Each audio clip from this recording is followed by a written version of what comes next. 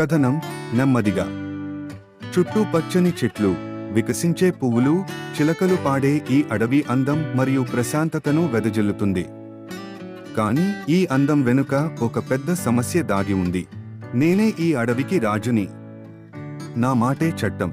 సింహం గర్జిస్తూ, గాయపరుస్తూ, భయపెడుతూ ఉండేది. ప్రతిరోజు జంతువుల్లో భయాన్ని కలిగిస్తూ ఉంటుంది.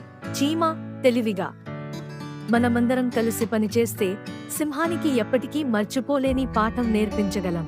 అవును, కానీ తన శక్తి గురించి ఇంత గర్వంగా ఉన్న జీవిని ఎలా ఒప్పించాలి? ఈ జీవులు ఇప్పుడు ఏమి పన్నాగం పన్నుతున్నాయి? ఈ సమస్యను పరిష్కరించాలనుకుంటే మనం తెలివిగా మరియు ప్రశాంతంగా వ్యవహరించాలి. సింహం, మేము మీతో మాట్లాడటానికి వచ్చాం. మేము మీ స్నేహితులుగా మారాలని అనుకుంటున్నాము. నేనే రాజునని నువ్వు మర్చిపోతున్నావు. నాకు ఎవరి స్నేహం అవసరం లేదు.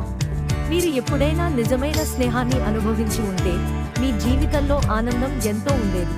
తుంటరిగా, మీ సింహాన్ని నేను మరింత కోపిస్తాను. తుంటరి నల్లటి ఎలుక సింహం ముందు నాట్యం చేస్తూ ఉల్లాసంగా తిరుగుతోంది. సింహం కోపంగా, నువ్వు నా సమీపానికి రావడమే ధైర్యం. ప్రశాంతంగా, సింహం, దయచేసి మా మాట వినండి. స్నేహం మీ జీవితంలో శాంతిని కలిగిస్తుంది.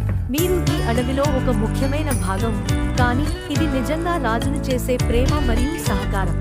నీ మాటల్లో నిజం ఉంది. అయితే నేను ఎలా ప్రారంభించగలను? ఒకరినొకరు అర్థం చేసుకోవడం ద్వారా ప్రారంభిద్దాం. నేను ప్రయత్నించడానికి సిద్ధంగా ఉన్నాను. అన్ని ఆకారాలు మరియు పరిమాణాల జంతువులు మెరిసే చెరువు దగ్గర కలిసి ఆడుకుంటాయి. సింహం గుంపుకు కొద్దిగా నమస్కరిస్తుంది. జంతువులు ఉత్సాహపరిచే విధంగా అతని వ్యక్తీకరణ నిజాయితీగా ఉంది.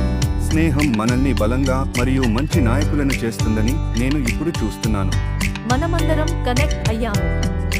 ప్రేమతో నిండిన జీవితం అత్యంత అర్థవంతమైనది. ఈ అడవిలో స్నేహం అన్నింటికంటే గొప్ప శక్తిగా మారింది.